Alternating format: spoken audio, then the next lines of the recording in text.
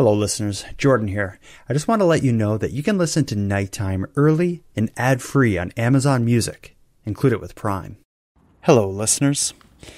You've probably heard me mention this before, but several months back, I began releasing post-show episodes to the premium feed.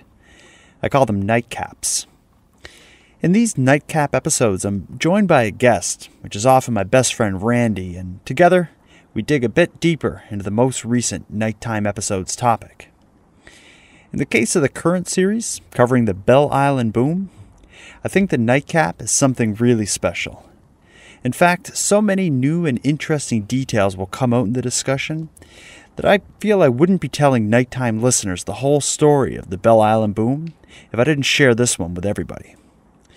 So what I decided to do was share this one on the main feed and, of course, use this as an opportunity to remind everyone about the premium feed, its features, and, of course, the nightcap episodes. I'll keep it short so we can get to the content. Basically, subscribing to the premium feed is quite simple. It's all done through patreon.com.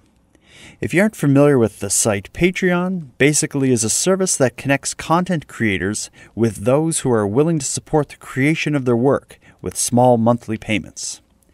In exchange for the small monthly donations, the creator provides additional features, content, or something to make it worth their while. In my case, when someone supports Nighttime on Patreon, not only do they help keep the lights on, they gain access to the premium feed. When you subscribe to the premium feed on whichever podcast player you use, you'll begin receiving the episodes earlier than they'd appear on the free feed, and the episodes are ad-free, and the best part of it all, shortly after the release of the episodes, you'll receive the Nightcap post-show discussion. So if any of you listening are interested in going premium, go to patreon.com/nighttimepodcast and take a look around. If you enjoy the show, I think you'll find the added features and the post-show episodes are well worth the small monthly cost. You can pause the episode and go do it now. It'll only take a moment. Now to get to the content. I got something that I think is really special for people interested in the Belle Island boom. Here's what happened. During the initial planning of the episode, I tried hard to include someone who had a first-hand account of the Belle Island boom, preferably someone who lived in or near the Bickford property. But I couldn't reach anyone, and I tried hard. However, after the episode was released, things happened fast. The episode was shared among Belle Island's residents, and eventually, it made its way to the right people. Just days after releasing it, I heard from a member of the Bickford family who let me know that they had listened and they enjoyed the episode, which is great. But even better, they offered to connect me with a family member that they thought I'd be interested in speaking with, Cynthia Bickford. Cynthia actually lived in the family home during the Belle Island boom, and she still does to this day. Obviously, this was exactly who I wanted to speak with. I had the pleasure of phoning Cynthia at the family home, and she shared with me her memories of that quiet Sunday morning back in 1978. As a little nightcap after the Belle Island boom series, I present to you my conversation with Cynthia Bickford. You are tuned to the Nighttime Podcast, focused on the fringe of Canada.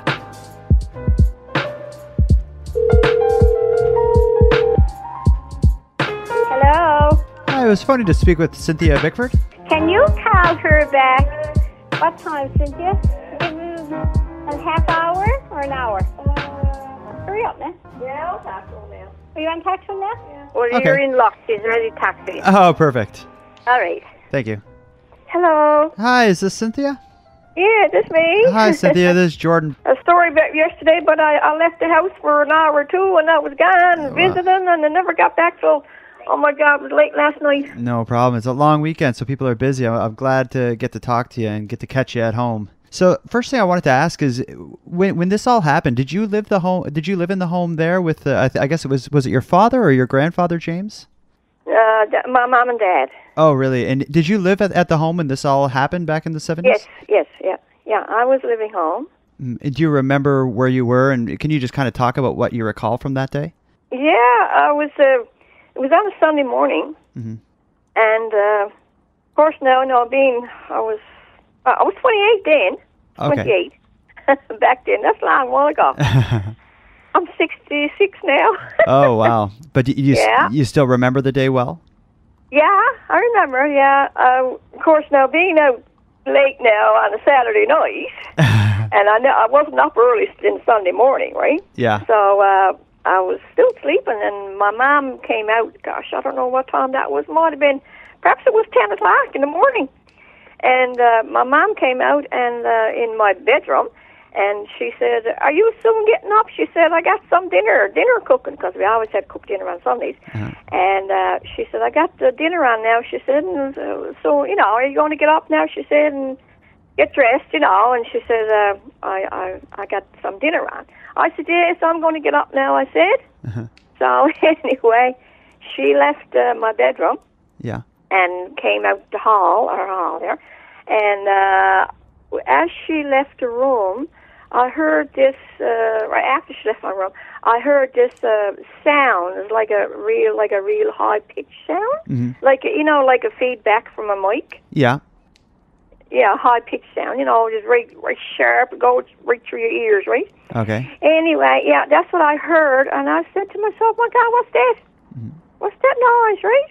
Yeah. And I came out. I hopped out of bed and I came out, and Mom was there in the kitchen. And then we heard noise, just like rolling thunder, just like big bangs of thunder, right? And then my mom and Dad were there in the kitchen, and then she was saying, "Oh my God, Jim, what's that? What's that? What's that noise, right?" And he was saying, "Well, I don't know." He said, "I don't know." He said, "Maybe my brother-in-law lives just down across the garden there." And he said, "Maybe Steve is down in the barn now and he's after doing something, and something must have exploded." That's what he was thinking, right? It might have exploded down in the barn.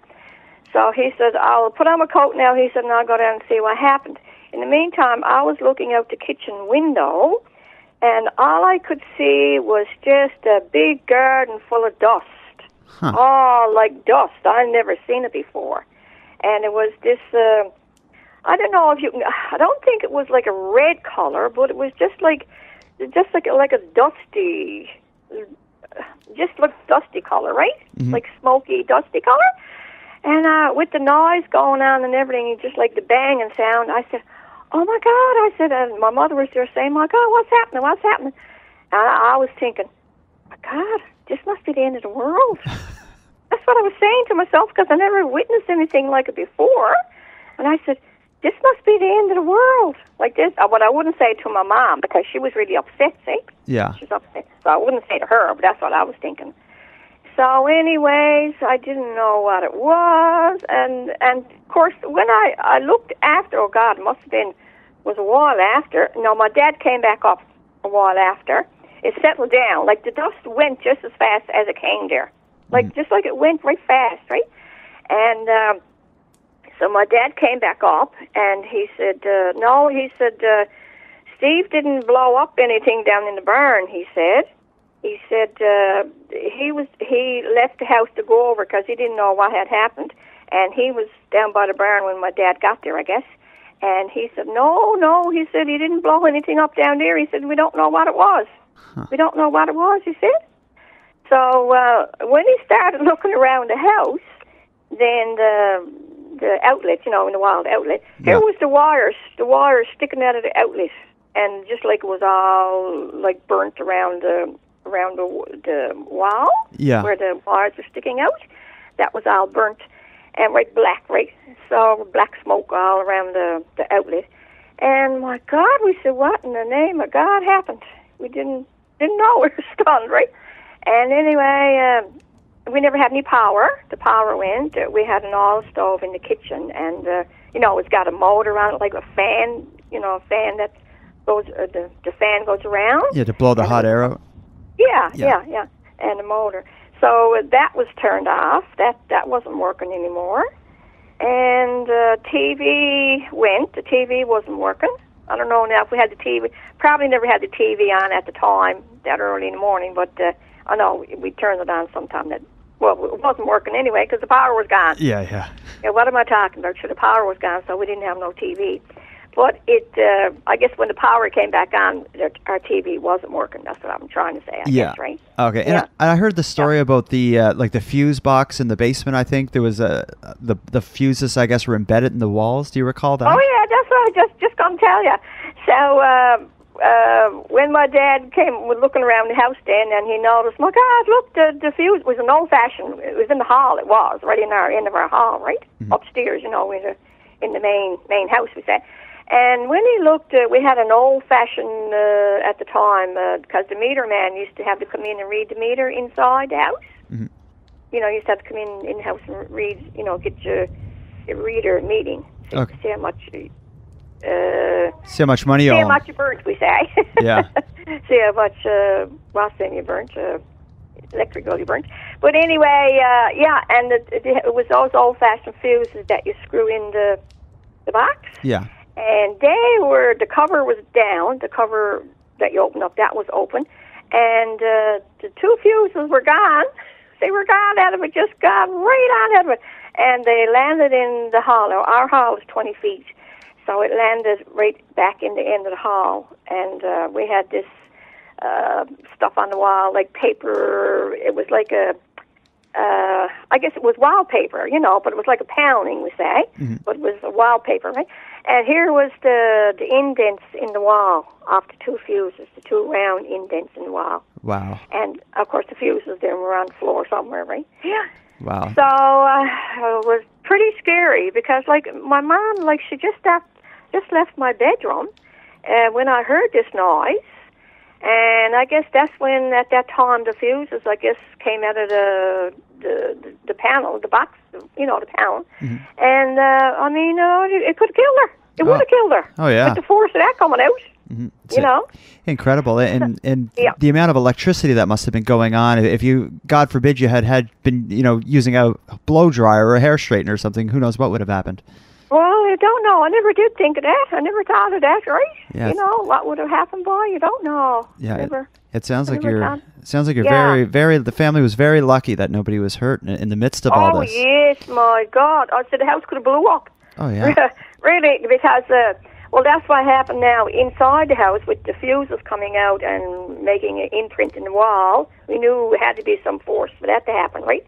I believe you could still, not now, it's all covered over, but at the time, I think my brothers and that, of course, came in and were looking around. And I believe you could see, like, I say 20 amp written on the fuse, a 20 amp, and you could see that number in the wall, the number that was on the fuse. Wow. That was in the wall at the time, because that's what they were saying, right? You could see the numbers or whatever was written on the fuse. Wow. Yeah. And let me see now what else happened. So anyway, Dad was outside looking around, and so when he came back in, here his little shed, because he had like a little shed over there. He used to go over in the summertime, and my mom and him probably would go over there, say fry capelin now. Didn't want the smell around the house, so they'd go over and they had a wood stove over there. Yeah. And they would boil the kettle or fry their capelin, or Mom sometimes would cook a jig's dinner over there, right? And when he went out and looked, sure, here the end of the roof was up about, how much, Sandra? I guess it was up about 10 inches or so. It was sticking up, right? Wow. That's my sister. My sister, she just answered the phone, but at the time, she was living in Gander at the time this happened, right? Back in 78. She was living away at the time. But anyway, and the whole roof was up off the shed. Was just, and you could, I think someone got inside actually one time and looked out, and you could see their head sticking out, right? Oh. Out through the hole. Yeah. Because the wires, of course, whatever it was, came through the house in the wires, and then it went through the wires in the shed, and then it followed the wires then down to the barn, see? And that's where it ended, down there behind the barn, because it left this big hole in the ground, see? I see. Whatever it was, it left a hole in the ground, And they said that's where it landed, that's where it ended down there, right? Because there's no more electricity for it to follow.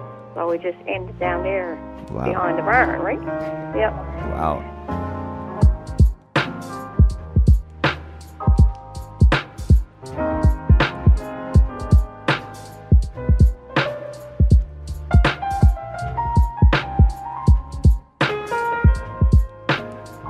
when after this had all happened, I understand that, I don't know if it was the Canadian and American and different governments went and investigated. Do you remember anybody talking to you or your family or poking around your house? Oh my God, they were coming here for months after. But first when it happened, they were here right on site the next day. The next day was Monday, and of course there was people going and coming in and didn't know what was going on, and they wanted to see the hole, and I was poisoned. First I wasn't, because I knew they were all suspicious and everything, right? Could understand that. That's why they wanted to see it. But then after a while, it got to me. It really got to me, right? But anyway, yes, the next day was on a Monday, and yes, I could picture those two men now coming in, and one in particular, he was very tall, and he had on a beige raglan and a gray criff hat. Those hats, we call them criff hats, right? Mm-hmm. Like a dressy hat, and he had like a briefcase in his hand, right? Mm-hmm. A briefcase in his hand. So anyway, and he went to, and he even had a shovel. One of them had a shovel. So they went down to the bar. Now my dad might have been down there at the time. I don't know. But anyway, they followed and they went down. Never asked any questions. They didn't identify themselves. Never said anything. But what they did, they took a sample off the soil where the hole was, right, where it ended in the hole. They took a sample of that. Okay. And they weren't, I don't think they were there too long. They just got what they wanted and left, right? But no, they didn't, they never told my dad who they were. I don't know if my dad ever spoke to them. I don't know, but that's what they say, right? So they left right after. Now that was the next day or so. Wow, that so quick. Yeah, I'm sure it was the next day. It was right after it happened, right? The next day, and maybe I'm not sure. It could have been the 2 days, but I believe it was the next day they were here, right? And then after that, then we had different people coming here. When the dust settled, we had different ones coming in, and they did come in and speak to my dad, and they wanted to do an interview with him and stuff, and they were really friendly and stuff. Those two. They were from Los Alamos. Okay. And those two that came here to the house, and they had a camera and that. They wanted to do a little interview with them, right? Oh, wow. So they were from Los Alamos. I guess somewhere around there anyway. Yeah, and I don't imagine Belle Island gets a lot of people from the American government and the military coming to poke around and take pictures very often. Oh, no, well, not now, but it was only maybe this last 5 or 6 years, I could say, well, now, hang on. It was longer than that, I believe, because I'd say within the last 10 years it settled down, right? Because in the summertime, you always get people coming for a holiday, and then they would hear about this boom on Belle Island, and then they would come in and knock on the door and ask me, could I talk about it and stuff like that, right? But a lot of people came from the university, too, in St. John's, right? And, different places. They would say where they were from, right? They wanted to know, could they have a look at the hole? And then I said, well, I don't think there's much down there now, because over the years, I guess it's just filled in, right? Yeah. So they would go down and have a look, and then they would ask me a few questions on it, right? Yeah. At this point, what signs are remaining? I guess the hole has probably pretty much settled itself in, like you said. Is there any? Yeah. I don't think there's anything there now that you would see where the hole was, right? Mm-hmm. There's no. And I guess inside, because you still live in the same home now. You live in your father's house where this had all happened. Is that right? Oh yes, yeah. I still live here, yeah. But like I said, now my dad had to fix up the house. He had to. Well, the house now never got, like we say, damaged. It was the wires. All the wiring had to be redone at the time, right? Because we didn't have no electricity, and we had to, for weeks, or I don't know how long, it might have been a month or more, we had to run the wire from my brother-in-law's house. Oh, to get the power. Right? Wow. So your dad had to redo the wiring in the house to get the power back on in there. Oh God, yes. Oh, that's another thing. The wires. Now, I just seen one piece of wire. I don't know how much of the wire was destroyed, but there was pieces of the wire. Like the long piece of wire that you have in your home, like for the electricity. And the whole thing inside the wire, it was gone, melted. There wasn't a trace of anything inside the wire, inside the rubber tube, we say, right? Yeah. You take this piece of wire in your hand, and you think it was wire, and it'd just be like a rubber tubing, sort of, Yeah. a casing. And inside of that, the whole copper or whatever was inside of it, that was all gone, like nothing left inside.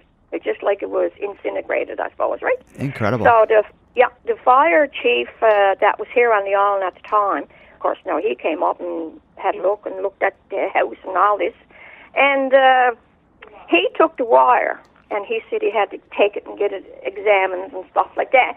And he took the wire, and my brothers were saying, "No, we'd like to keep that wire, for down the road. We'd like to keep that." "Oh yes," he said, "I'll bring that back to you."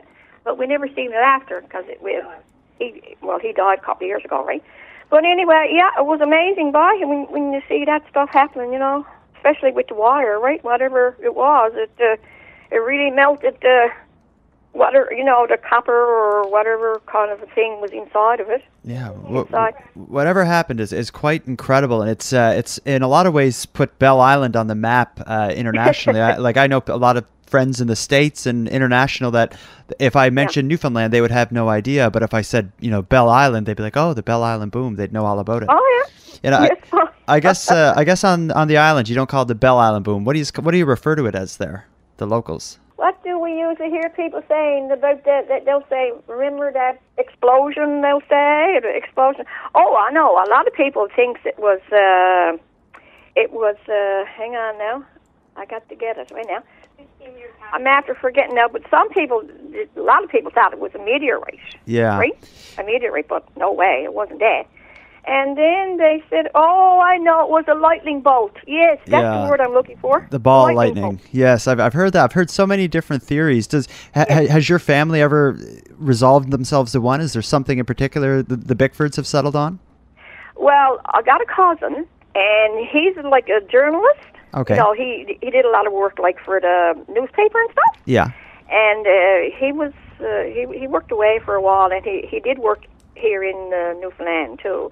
But right now he's at West, somewhere at West, right? And he was looking into it for me. He said, "I'm going to try to find out." He said, "Now, Mom and Dad were gone long then, and passed away long ago." So anyway, he was looking into it. So he did get in touch with me one day. He said, "No, I think I might have found out the answer." He said, "Well, that what happened back in '78." I said, "I wish someone would find out."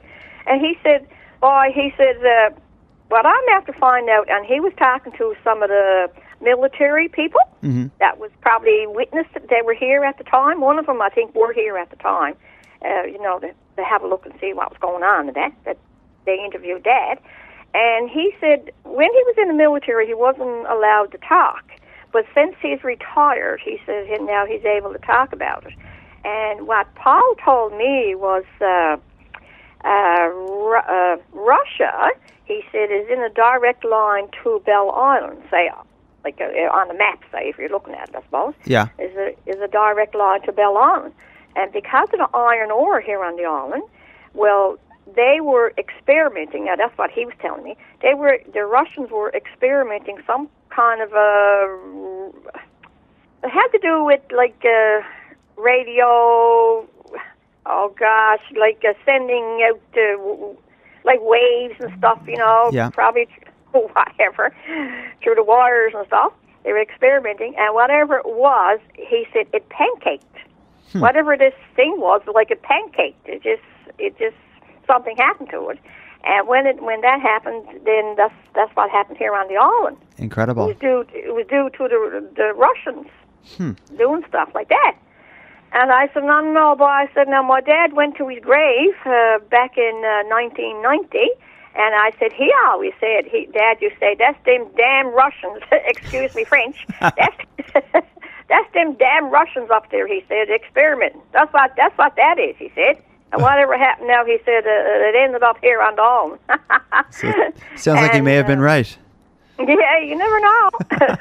So anyway, that's what Paul had told me at the time, right? But he had a lot of papers and everything that he had saved. He was going to was going to keep them for me, right? But I never did get them. But I dare say he still got them, right? Oh, that's But great. now that's what this man had told him. He was in the military, and since he retired, and he said he was allowed to talk about it. But boy, I don't know. Yeah, I don't know. And There's there's lots of people who have all different sorts of theories as to what it could be, and there are a lot of people who are investigating it and working on it. And I've watched myself 4 or 5 different documentaries made by major, American or international studios. So it does get a lot of attention, but nobody has yet, I don't believe, narrowed down exactly what has caused it. And I guess that's why it's such a mystery for everybody. Is this well known on Bell Island? Like when I released my story on it, I've heard from a lot of people in Newfoundland who had never heard of it, or people who have visited Bell Island for work and whatnot who have never heard this story. Like, is this event in the Bickford family well known? Oh yes, he is here on Bell Island. He is here on Bell Island, especially like the ones that couldn't be remembered. I mean, that's a good many years ago now, 30-odd years ago, right? Mm-hmm. A lot of them now that was up in age, well, they're passed on, right? The ones that that we would remember, like myself, they have passed on. I see. And but with the younger, like if I just approached a random 16-year-old on Bell Island, would they be familiar with this story, do you think? No, I don't know. They wouldn't know. Now, unless they heard it through school or something like that, the teacher might have brought it up in school and might have had to do probably an essay or something on it, and then they'd have to go and dig up, the stories on it, right? Because I know a couple of my nieces and nephews had to do stories over the years on it, and they would call me and ask me if I had any newspaper clippings and stuff, because they had to do an essay on it, right?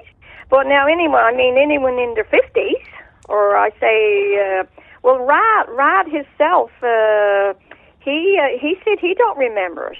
He don't remember it, and he's 40, right? He don't remember. No, he knows over the years.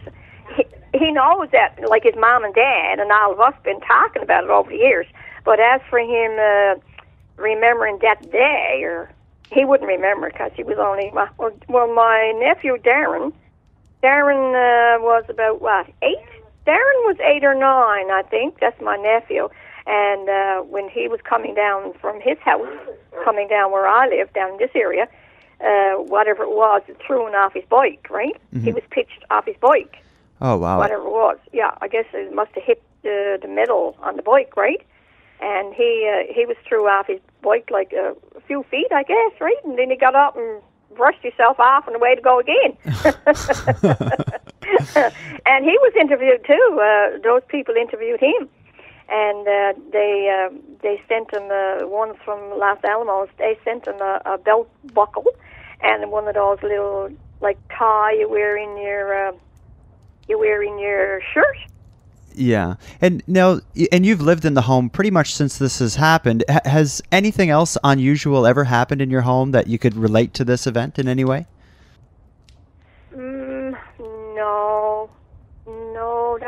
That's the only thing that I can remember happening, Wow. It's just... In the house here, no, I don't remember anything ever happening, It happened here, right? Yeah. Such a bizarre event, and again, to happen on a small place like Bell Island, to a family like the Bickfords, you seem like just everyday people, so it's an incredible event.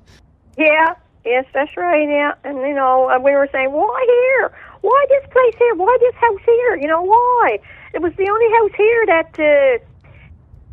in Landscope that all the wires got destroyed, right? Mm-hmm. And all the power went, that it happened here. Seems like just a 1 in a million thing, and it just happened. You were in the wrong place at the right time, because it's not the nicest event, but I guess it's something memorable that happened in your life. Oh my God, and yes, and a not very happy one either, right? Yeah. Because after that, like my mom was so shook up, she was always thinking about it, and every time she'd hear a plane, if she was, say, outside and she'd hear a plane going over, she'd be frightened to death.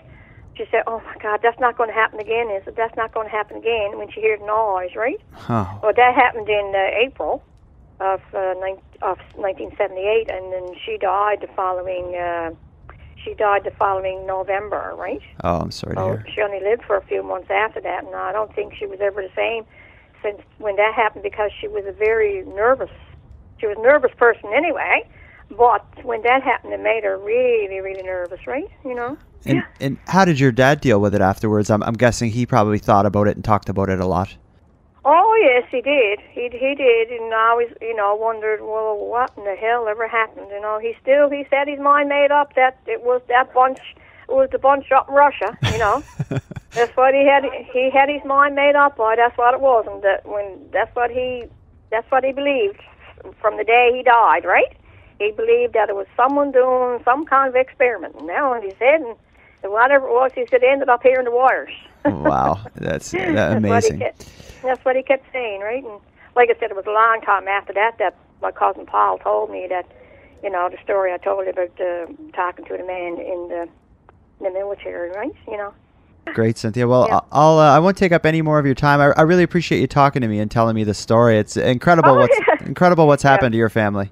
Oh yes, yeah, it's incredible, and to know that, and they say it was an act of God, because at the time my dad wanted to get the house rewired, and back then they never had much money, he reared 12 children, and worked in the mine all his life, so what bit of savings that he had, then he had to take it and put it towards getting the house all repaired, right? Because he had to get an electrician in, and they had to buy all the material and everything. So someone in the family wrote a letter to the government and told them what had happened, and if Mr. Bickford could get some help, from the government to repair his house, some assistance. And they did write back and say, no, you couldn't get any help money-wise because it was an act of God. Oh. So that's what they said. So that's terrible. So he had to do it all himself, right? And he's been He's been cursing the Russians ever since. But I sure like to know what it was, even if it wasn't the right Russians, right? Yeah. I just like to know what the hell happened, right? Yeah. But did you say to me earlier in the conversation, did you say that there's people still looking into that? Yeah, well, there's a lot of people who are still consider all the different possibilities and talk about it. And there's been a couple movies made recently about what it may have been and they're looking back at the old evidence that was collected back then to try to figure out what it is, but it doesn't look like anybody's in agreement as to what had caused it. Some people think it was a bizarre type of, or a very rare type of lightning. Some people think it was the Russians conducting tests, and some people think it was even possibly the American government who was doing tests with certain type of weather modifications, like trying to make it rain or trying to make it not rain, which they were doing that at the time. And so there's all different theories, but nobody has any. No one is more possible than the others, I guess you would say. Yeah, that's true. But if I ever figure it out, I'll let you and Rodney know. Oh, for sure. But I don't think you'll hear from me about that, though. No, you don't know. How many people that, like I said, are still interested in it, right? Oh yeah. People have all sorts of theories. Some people think it could have even been aliens. I don't know. You never know. What? Yeah, you never know. Because I'm one who believes in it, in the alien bit. I believe in it. I think there's people out there besides us. That's what I believe in, right? There must be. It's such a big universe. I think it'd be more incredible if there wasn't anybody else out there. If they wanted to show up, I guess Bell Island is as good a place as any. It looks like a beautiful place. Well, I hope we don't meet one in the nighttime. I'd rather meet them in the day, right? Yeah, that's right. They'll knock on the door and have some tea and apologize for causing all that trouble. For what happened, right? Oh my.